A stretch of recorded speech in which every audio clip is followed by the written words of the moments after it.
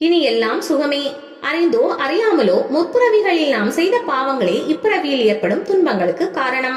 நாம் செய்த தவறுகளுக்கு ஏற்ப துன்பங்கள் ஏற்படுகின்றன.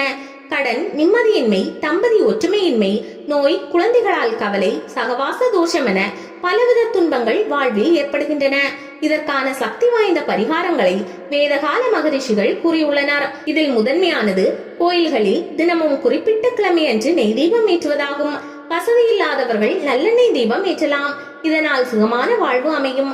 ஞாயிறு, இதயம், வயிறு, ரத்தம், நரம்பு சம்பந்தமான நோய்கள், நாத்திக எண்ணம், தெய்வ நிந்தனை, பெரியோரை புறக்கணித்தல், முன்னோர் வழிபாட்டை மறந்ததால் ஏற்படும் துன்பங்கள்.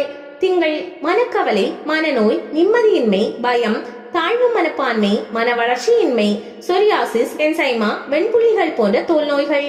செவ்வாய், பெண்களின் திருமண தடை, செவ்வாய் தோஷம், முன்கோபம், அவசர புத்தி, பிடிவாதம், வார்த்தையால் புறமனதை புண்படுதல், கேதுவால் ஏற்படும் தோஷங்கள். புதன், படிப்பில் தடை, ஞாபக மறதி, படிப்பில் ஆர்வமின்மை, சகவாச தோஷம், மருந்துக்கு கட்டுப்படாத நோய்கள். வியாழன், ஆண்களின் திருமண தடை, குடும்பத்தில் மகிழ்ச்சியின்மை, புத்திர பாக்கியம், தெய்வ நம்பிக்கையின்மை, ஆச்சாரியர் குருவுக்கு துரோகம் செய்தல், பெரியோரை அவமதித்தல், குழந்தைகளால் பிரச்சனை. வெள்ளி, தாம்பத்திய சுகக்குறைவு, தம்பதி ஒற்றுமையின்மை, கடன் தொல்லை, மாங்கல்ய பலம், பெண்களுக்கு குடும்பத்தில் ஏற்படும் மனவேதனை. சனி, ஆயுள், ஆரோக்கிய குறைபாடு, விபரீத நோய்கள், தொழில் பிரச்சனை, பில்லி சூன்யம், செய்வினை வேலையில் நிரந்தரமின்மை.